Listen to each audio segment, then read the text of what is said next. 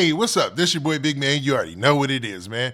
And today we gonna be talking more about Yella Beezy. I know, man.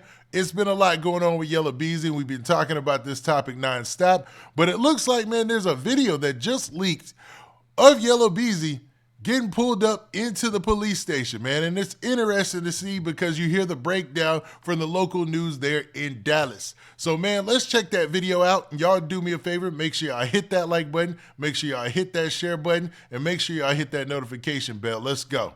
All right, so let's check out this video of Yella Beezy actually getting put into custody. So him getting arrested. And it was caught all on camera, and somebody leaked this footage, man. So let's check this out. And they leaked it to the local news there. So it's an interesting story, and it's wild to see, man, how far Yella Beezy has fallen from grace, man. So let's check it out. This is an arrest, years in the making.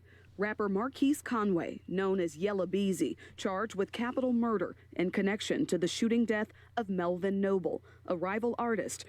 All right, so for those of you who haven't been paying attention or keeping up with what's going on in hip-hop, Yella Beezy has been accused of orchestrating the murder for hire of Mo3, a Dallas rapper who is beloved, had a good relationship with Boosie, was really blowing up in the hip-hop scene, man. Very talented. He could rap, he could sing. He was just one of those next to blow kind of artists, man. Big things were coming for Mo3 before he lost his life. And a lot of street stuff had taken place between Mo3's camp, Yella Beezy's camp, and allegedly Trap Boy Freddy's camp. Now, a lot of people aren't mentioning Trap Boy Freddy as much, but it looks like, man, this situation is coming to an end with this indictment of Yella Beezy, who's being charged with capital murder for hire. It looks like, man, this chapter of Dallas hip-hop is over, man. Maybe it's just time for Big X to plug in them. I guess they're taking over. It's their scene anyway right now, anyhow. You got Big X to plug. You got Rosama. You got All They Camp or whatnot really blowing up on the mainstream level. So this was like kind of the first wave or maybe even the second wave of Dallas really getting this opportunity to shine when you incorporate like the Twisted Blacks and the Dougie and all that stuff. But this is a crazy situation, man. So let's continue. Who went by Mo3. It's just a devastating loss for someone that had so much potential. Eric Deep is a local hip-hop journalist and Mo3 fan who wrote this article in the Dallas Observer about the artist last year. He had expert melodics and storytelling. He had ferocious rhymes. Everything about his music is that it was like.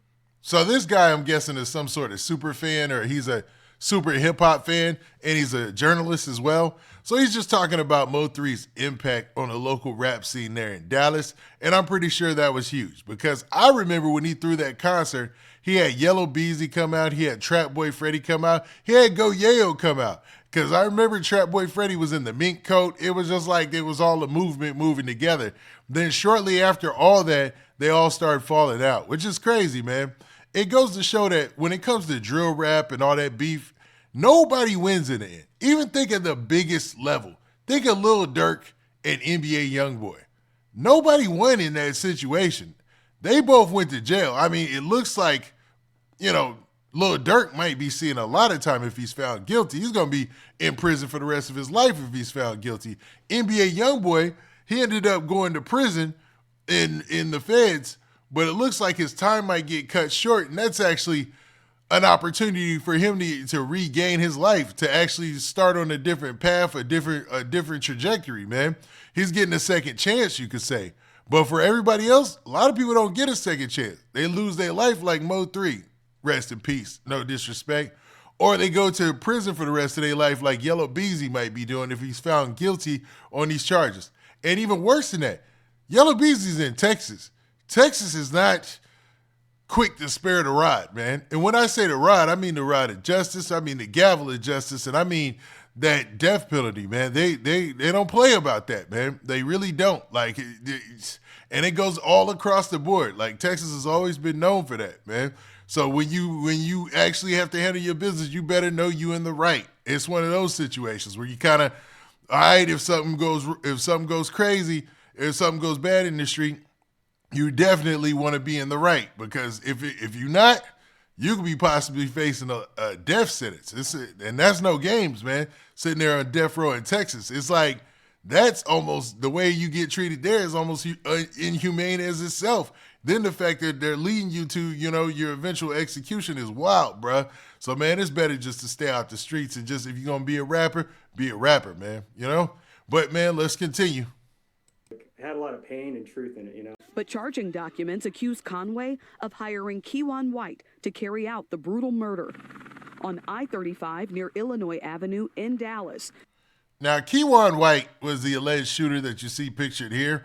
And I don't know, man. This is a wild situation because a lot of people, man, there's a lot of rumors about this guy turning on Yella Beezy and that he might be turning on other people. Like he might be throwing other names in the pot, like the middlemen that got him with Yella Beezy and things like that. So there's more to come from this guy because he's been sitting in prison for a while. And it might be the fact that he's like, man, everybody out there living their life, and I'm stuck here in prison, man. Forget this. In November 2020. For me, it's just like it feels a little bittersweet. Like on the one hand, you do appreciate there is some justice coming to his death. But on the other hand, it's like now you lose another big name like Yella Beezy. Devin Maurice Brown also faces charges in Noble's murder. That's a name they don't bring up much.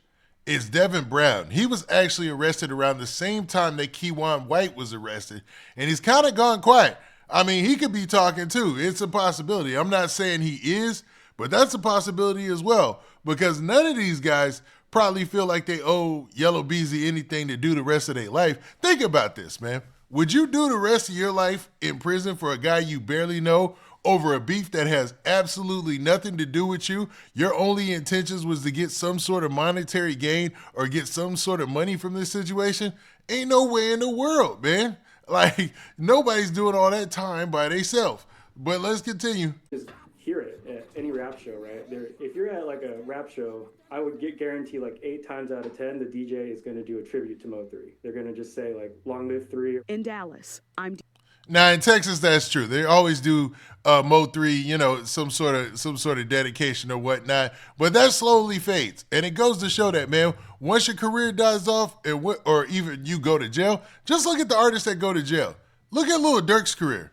Lil Durk was at the top of the top. I'm talking about Grammy Awards, #1 songs, #1 albums, multiple #1 albums. He's really done the spectrum. #1s out the yin yang, all that. But things slow down as soon as you go to jail and you're not in everybody's face every day. DDG has a good quote where he talks about that, and he's like, basically, man, your fans are not loyal. Your fans are cheaters. And as soon as you ain't there in their face, they're going to the next thing. You better believe it, because there's nothing for them to lose in doing that. They have no vested interest in staying and waiting for you to get out of prison or out of jail. When you get out, they might make a big hoopla and you might gain your wave back. That's a possibility. But while you locked down, even Boosie said your money dry up, everybody, your friends dry up, everything dries up, because life goes on, man. And you got to remember that if you're a rap artist getting in this game, that, if you lose your life for some petty beef, everybody else is going to be out here who are your friends or in your circle, still flying on private jets, still enjoying their life while you in the ground. Even your girl is going to move on, bruh. As sad as that is, your family going to move on. That's just a part of life, man. So it's better to just, man, make your money. If you go engage in the raps, don't be engaging in it for real in the streets is the lesson, man. But anyways, everybody want to live that life. But what do y'all think about this, man? This is a crazy, crazy situation with a crazy and tragic ending. And you see it ain't even working out for Yella Beezy. He probably thought he was in the clear. I mean, they say, and I'm not saying that Yella Beezy did this. I'm not saying he's guilty of this at all. It's always innocent until proven guilty. Fight it out in the courts and then we'll put it together. But after all this time, 5 years, he probably did have his, let his hair down a little bit. He probably wasn't walking on eggshells as much, thinking he'd be wrapped up in this whole situation. And look what happened, man. It came right back to bite him. Now, this is just a new addition to the ongoing saga that's going on with Yella Beezy. And be prepared, because it's going to get wilder from here. Don't forget, we still haven't seen all the paperwork, the full indictment, all of that. All we've seen is that his bond has been set at $2 million. He'll probably have to cough up, what, $200,000 to get out, pay some sort of bail bondsman. A lot of y'all in the comments were saying that he's got that no problem. And I know, man, as far as Texas goes, the rappers, they got their own little thing going on, like your Slim Thugs and whatnot. Locally, rappers if you get to a certain level, you can still do pretty good in Texas. But I don't know, man, having just an extra 200 grand just to throw at this, maybe, man, maybe. But they said he's got a G-Wagon he can sell. He's got all sorts of cars and stuff like that. So we'll see. We'll see, man. So it's a possibility that, yeah, he might get out on bond and he'll have an opportunity to fight this, maybe even in the media. We'll see if he comes out and speaks on it. I'm pretty sure his lawyer would suggest him not. But this is a wild one for Yella Beezy, and he's got a road ahead, and we here for it. We're going to see how this plays out. Now, y'all tell me what y'all think about all this in the comments. And with that, this has been your boy Big Man, and we out of here. Peace. Oh, yeah, make sure you hit that like button, make sure you hit that subscribe button, and make sure you hit that notification bell so that way you get a notification every time I drop this out content, and we out of here. Peace.